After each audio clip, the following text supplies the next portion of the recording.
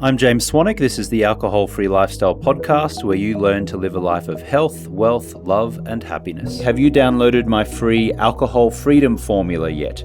If not, you can go to alcoholfreelifestyle.com/guide. You can download it. It will outline the same process that we walk our clients through in our flagship 90-day stop drinking program.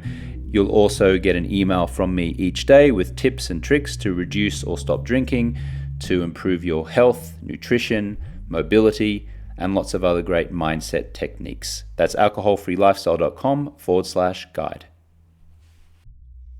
In this episode, I'm going to share with you the 5 things that I had to get over when I stopped drinking.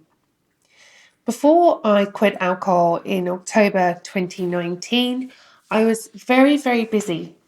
I was busy overthinking, over criticizing myself, over exercising, over compromising, and over complicating my life. It's not surprising that with all those overs, I was pretty much overwhelmed.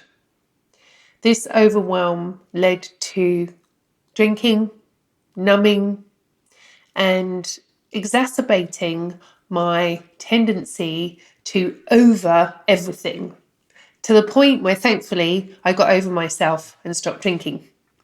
But each of the overs I'm going to go through because they come up so often when I'm working with clients and talking to anybody out there who's taken the brave step to stop drinking. They're generally quite universal, so I'm going to go through them one at a time.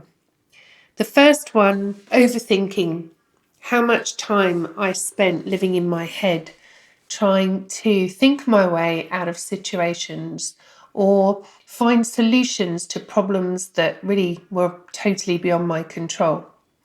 I would spend an extortionate amount of time just sitting, thinking, hoping that if I thought of all the possible scenarios and outcomes of situations, I would be prepared. I was quite addicted to this overthinking business. And all of this overthinking ended up leading me to overdrinking. When I would drink, it was the only time that I could quieten down that relentless inner dialogue. And interestingly, since I've stopped drinking, the overthinking has also fallen away. The second thing that I have had to give up since I quit drinking is over-criticizing. In a similar way to overthinking, over-criticizing was also a way of trying to maintain some sort of control. And the truth is, I didn't really know any other way. I thought that the best way to get myself to do something, to stay motivated and to take action, was to beat myself up, to criticize myself and to motivate myself with harsh language and unpleasant consequences if I didn't step up and do the things that I felt that I really needed to do. It's actually quite effective. Many people find beating themselves up to be a very powerful motivator, myself included, for quite some time. But what I didn't realise was that this was also eating away at my self-esteem, at my relationship with myself. I wasn't very supportive of myself at all. And spending a lot of time with myself, as we do, I eventually realised that the only way to escape my vitriol and my incessant inner chatter was to drink. So I compensated for my over-criticizing with my over-drinking. Again, it was the only time that I could shut up that relentless inner voice. The next thing that I was doing when I was drinking was over-exercising. It was quite funny when I think back to how it all played out. I would be really good and I wouldn't drink for, weeks at a time. and I'd do really well with my diet, and I'd be exercising like a normal person, 3 or 4 times a week. And then I would go back to drinking, and usually to quite exuberant drinking, binge drinking on the weekends, or having a big blowout on a Thursday night. And then I would throw myself into over exercising to compensate. So my over exercising took the form of really long runs after huge drinking binges, and believing somehow that I could sweat out all of the alcohol that I'd consumed over the weekend. And it was punishing. It was punishing my body, both with the alcohol consumption and then with the attempts to reduce the impact of the alcohol consumption on my weight.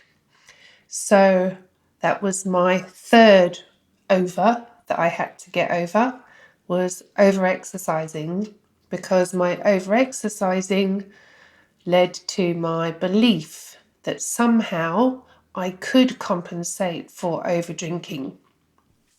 In the end, however, the over exercising tended to lead to injury, which tended to lead to me not being able to exercise, and then started to get overcritical about the fact that I wasn't exercising, moving into my overthinking about the fact that I wasn't exercising, which of course ended me back into overdrinking. The fourth thing that I've had to get over as a result of removing alcohol is overcompromising. People pleasing was something that I did without thought. It wasn't until I removed alcohol that I realized just how much I'd been compromising what it was that I really enjoyed and what it was that I found interesting and exciting about life, to be liked by other people. I spent so much time so worried about what other people were thinking of me, or how I was perceived by the outside world, or what it was that other people needed from me in order to feel comfortable, that my overcompromising really did completely take over what it was that I truly and genuinely wanted from my life. It wasn't until I removed alcohol that I started to realize that not most, but many of the things that I enjoyed or thought I enjoyed were based on drinking, because in actual fact, I was only doing those things to keep other people happy. I was actually drinking in order to fit in. I was drinking in order to make other people feel comfortable because they were drinking. And many times when I wanted to say no to drinking, people would easily convince me that it was okay to drink, because I was more interested in how they felt than how I felt. I was over-compromising in my personal life. I was over-compromising in my professional life by allowing certain clients and companies to take advantage of my people-pleasing nature. And I was over-compromising when it came to my close friendships and family. This was probably one of the hardest overs to get over, because I didn't really know how to set boundaries. I didn't know how to speak up for myself, and people get used to you being a certain way. And when you change, that can cause all sorts of different challenges. When you remove alcohol from your life and you start to really see life through a clearer lens, it's often the case that you realize that people around you perhaps are more interested in their own levels of comfort than in anything else.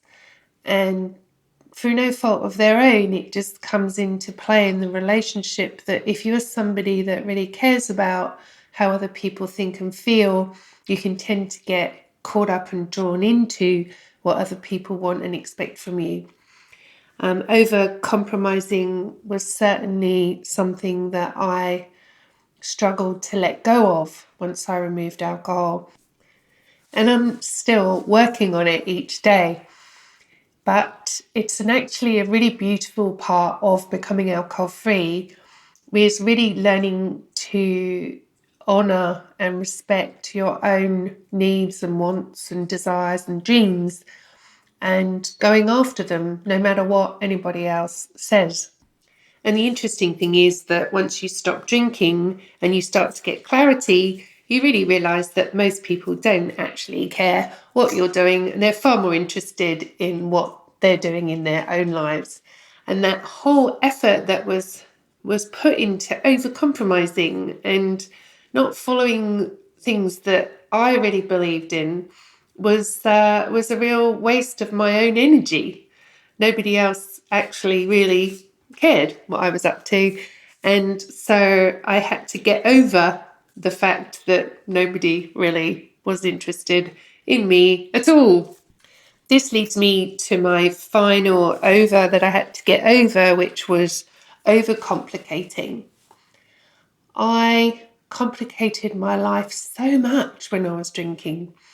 It was like everything was focused, all my thoughts, the things that I thought I wanted in life were focused externally, looking for all the different things that I thought would make me happy, from the new house to the car to the job to the relationship to the friendships to the parties, all of these different things that I relied on a day-to-day basis to provide some sort of contentment. And inevitably, no matter what I put my focus on, eventually I would realize that it didn't hold the answers, that it wasn't the thing that was really going to provide me with a long-term sense of contentment. But like many people, I got caught in this whole of overcomplicating life thing for a really long time. And it even applied to my giving up alcohol. The belief that removing alcohol would be the thing that would solve all of my problems and the one thing that was stopping me from doing all the things that I wanted to do. I had applied all my overs into my drinking journey, the over drinking, overthinking, over criticizing, over exercising, over compromising, and over complicating was all wrapped up in this on off again cycle of drinking. When I look back nearly 4 years on, it's astounding to me just how I didn't see that from the outside looking in. It's easy to see that all of these things are compensating for a life that is not fulfilled, a life that is essentially focused on things outside of myself that I thought were the answer to my inner problems. The overthinking gave me a sense of safety and security, that if I thought enough about something, then I couldn't be surprised or taken off guard, that I would have at least considered all of the possible alternatives and options that could arise, so I was prepared. The over-criticizing meant that I didn't let my guard down, that I was always driven and motivated, and that I could, should, and would be the best, the perfectionist who wouldn't stop until things were absolutely perfect, or perhaps even worse, not trying at all for fear of not being able to deliver perfection. The over-exerciser, constantly trying to exercise away the negative byproduct of excessive drinking, from the alcohol itself to all the foods, the late night snacks, the trips to the fast food restaurant to try and feel better inside as a result of my drinking, trying to work all of that off by over pushing my body, leading to injury, the over compromising of my own needs, the idea that if somehow I could keep everybody happy, then I could be happy, and the idea that if ever I let anybody down, that was not acceptable. All of these overs, just overcomplicating what essentially is really simple once you remove alcohol.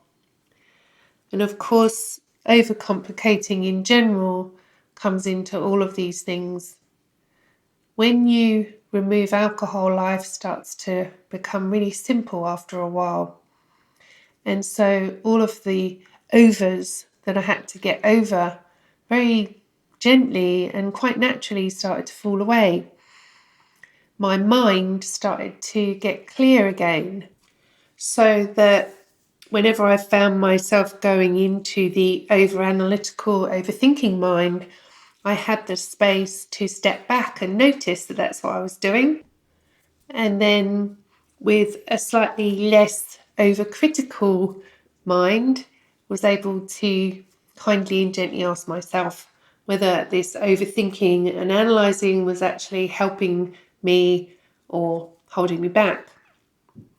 The over-criticising voice in my head also started to get quieter once I removed alcohol.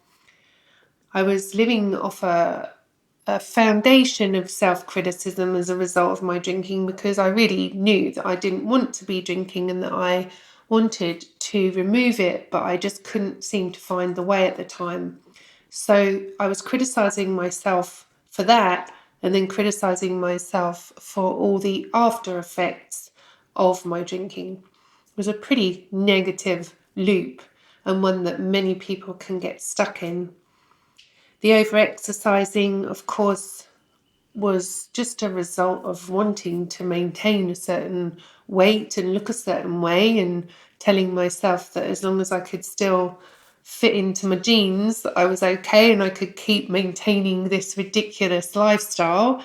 But inevitably, anything that you do in excess, there's a trade-off, and my over-exercising did lead to some injuries, some of which I'm still trying to manage today. Over-compromising and people-pleasing was something really hard to let go of. But as time went on, the clearer I became, and the more I realised that people really didn't care that much what my lifestyle choices were. And the people that did ended up being people that I no longer associate with. These choices are so easy to make once you remove alcohol and you have more clarity and confidence. And lastly, the overcomplicating. As I said earlier, life becomes so much simpler when you remove alcohol. You stop chasing your tail. You stop trying to compensate for a habit that is causing so much drama, so much pain, so much inner turmoil. From the overthinking to the over-criticising, the over-exercising, the over-compromising and the over-complicating, is it really worth it? It's taken quite a while for me to get over some of my overs, and I'm still working on a few of them. But what I'm most grateful for is the fact that I recognised that this life of excess was unsustainable, and it really didn't align with how I wanted to live my life. Now, instead of overthinking, I just sit back, notice the thoughts going by, and pay attention to the ones that really deserve attention. Comes to my perfectionist streak and my over criticizing, I again have learnt to give myself grace. to ground my expectations in reality instead of some lofty vision of how I need to be perfect and never make a mistake. For my over-exercising, I've finally found, after many, many years, a balanced exercise routine which nourishes both my mind and my body and doesn't leave me spending hundreds of dollars at the physio every couple of months. For my over-compromising and people-pleasing, I think this is the one that I'm still doing the most work on. But what it has allowed me to realize about myself is that there is an innate desire to keep other people happy. And I kind of like that. It's not something that I criticize myself for, but it's something I just keep a check on, just to make sure that I'm not over compromising. Maybe a little compromise is okay once in a while. And finally, overcomplicating. I've had to, or I've chosen to let go of a lot of things that I thought would make me happy. And that has probably been the greatest gift I've ever given myself, and one that has provided a true freedom from all the noise and distraction and drama of life that we get caught up in and end up over drinking to try and escape from. Hey, it's James Swanwick here. If you are currently in pain from your drinking habits, if you know you need to stop drinking and you are ready to do so with professional support, then I invite you to schedule a call with one of our trained coaches. You can head over to alcoholfreelifestyle.com/schedule, where you'll enter your name, phone number, and answer a few questions. And then we will give you a call and we can have a friendly chat with you to find out what's going on and if or how we may be able to support you. Just a heads up that we do mostly support over 40-year-olds, also mostly business owners, executives, physicians, investors, salespeople, high performers. That's the demographic that we most support. If that's you and if you need to stop drinking, you've identified you need to stop drinking and you are ready for professional support, then head over to alcoholfreelifestyle.com/schedule and we will give you a quick 20-minute exploratory conversation to see if or how we can support you.